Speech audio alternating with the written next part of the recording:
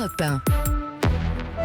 6h18 sur Europe 1. Et à la une ce matin, cette semaine, les secteurs du tourisme et de l'aérien. Après Aigle Azur, Thomas Cook, le cas XL Airways, une offre de reprise de dernière minute a été présentée hier. Réponse sur l'avenir de la compagnie demain à 14h. Ce sujet, c'est celui de l'invité inattendu, l'auteur, réalisateur à succès Marc Duguin. On le sait peu, dans une première carrière, il a dirigé une compagnie aérienne, Proteus Airlines. Bonjour Marc Duguin. Bonjour. La Chambre des officiers, le livre, le film, Campagne anglaise, Transparence, votre dernier roman paru au printemps dernier. On vous connaît en librairie et dans les salles. Vous avez un lien fort avec le voyage d'une manière générale, avec l'avion. Un lien professionnel, donc d'abord, vous avez dirigé Proteus Airlines, une compagnie que vous avez vendue à Air France. Ensuite, on est au-delà du petit garçon qui aime les avions, qui les admire. Là, votre vie, c'était l'avion. Bah oui, c'était en fait, j'ai commencé dans la finance et je me suis spécialisé un peu dans la finance aéronautique. Et il s'est trouvé que cette compagnie avait besoin de 109 et donc je l'ai reprise et ensuite je l'ai revendue dans le cadre du regroupement des compagnies régionales auprès d'Air France à la fin des années 90 en fait. Et c'est vrai que l'objet avion est un objet magnifique. Maintenant, évidemment, il y a beaucoup de gens qui trouvent que c'est un objet néfaste pour la planète.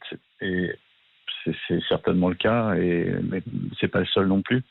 Mais c'est vrai que l'avion est remis en question aujourd'hui, on peut le comprendre. Oui, il y a des questions écologiques évidentes. Le secteur aérien qui est obligé de se poser des questions.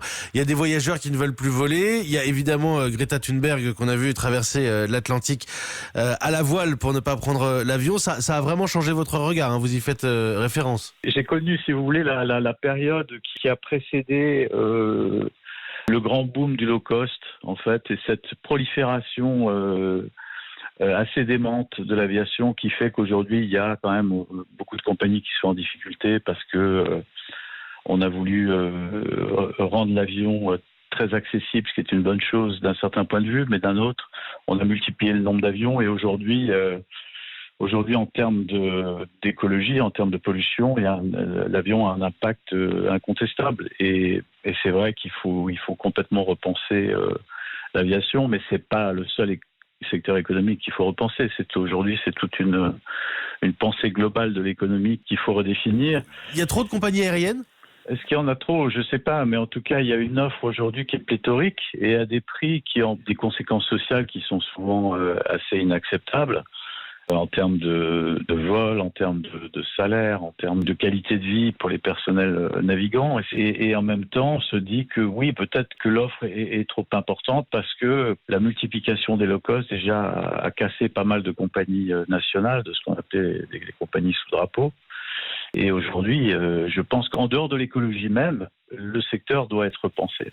Ces compagnies en faillite, Aigle Azur, XL Airways, plus généralement le tourisme en fait, plus que le voyage, avec le cas Thomas Cook aussi, j'ai le sentiment, c'est plus qu'un sentiment, que vous gardez un œil dessus régulièrement.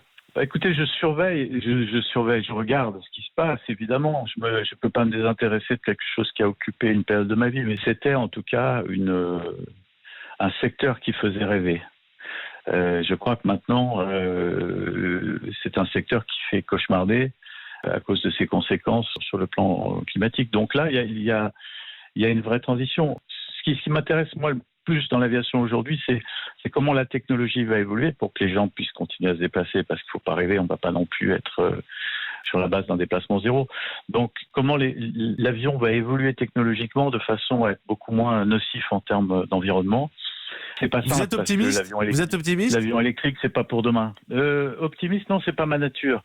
Donc, je suis plutôt d'une nature inquiète et je me dis que les gros problèmes sont pas derrière, mais devant. Pour terminer, je voudrais revenir au petit garçon, celui que vous avez été peut-être, celui dont vous êtes le père aussi, avec ce petit avion en mécano que vous gardez avec vous. Est-ce que vous pouvez nous en parler ? C'est un avion que j'ai fait avec un de mes fils et il se trouve que ce fils vit à l'étranger depuis quelques années et c'est un lien entre nous. Moi, j'ai pas une grande passion des objets. Je suis pas quelqu'un de très attaché aux objets. J'aime bien vivre dans un monde avec un minimum d'objets en réalité. Mais là, c'est un objet très très symbolique pour moi. Et donc, c'est comme ça que cet avion a été pris en photo une ou deux fois et qu'il a une carrière inespérée. Merci beaucoup, Marc Duguin. Merci beaucoup. Bonne journée à vous. Merci d'avoir joué le jeu de l'invité inattendu et merci de nous avoir d'avoir partagé votre regard sur le secteur aérien ce matin.